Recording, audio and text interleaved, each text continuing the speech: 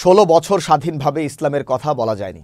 এখন ওলামারা স্বাধীনভাবে ইসলামের কথা বলতে পারে বলে মন্তব্য করেছেন বিএনপির কেন্দ্রীয় নেতা ও সাবেক এমপি বীর মুক্তিযোদ্ধা সিরাজুল ইসলাম সরদার। বৃহস্পতিবার রাতে ঈশ্বরদী ইপিজেড গেটস্থ ব্যবসায়ী সমিতি আয়োজিত তাফসিরুল কোরআন মাহফিলে প্রধান অতিথির বক্তব্যে তিনি এ মন্তব্য করেন। ইপিজেড বাজার ব্যবসায়ী সমিতির সভাপতি ইব্রাহিম হোসেনের সভাপতিত্বে মাহফিলে আলোচনা পেশ করেন আবু বকর আব্দুল হাই মিশকাত সিদ্দিকী, সহকারী অধ্যাপক মাওলানা মোহাম্মদ আব্দুল গাফফার খান ও মাওলানা আব্দুল্লাহ আহমদ সহ অন্যান্যরা।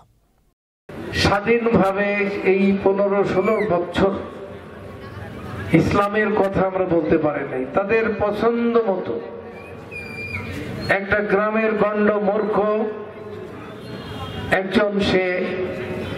একজন ওলামায়ে কেরামের মুখ থেকে তার মাইকটা কেড়ে নিল। মহান আল্লাহ তাআলা কিন্তু আমাদের মুক্ত করেছে। আমরা এখন স্বাধীনভাবে আমাদের ওলামায়ে কেরামদের ইসলামের কথা বলতে পারি, অন্যায়ের বিরুদ্ধে রুখে দাঁড়াতে পারি, এবং সেই সুযোগটা মহান আল্লাহ তাআলা আমাদের করে দিয়েছেন।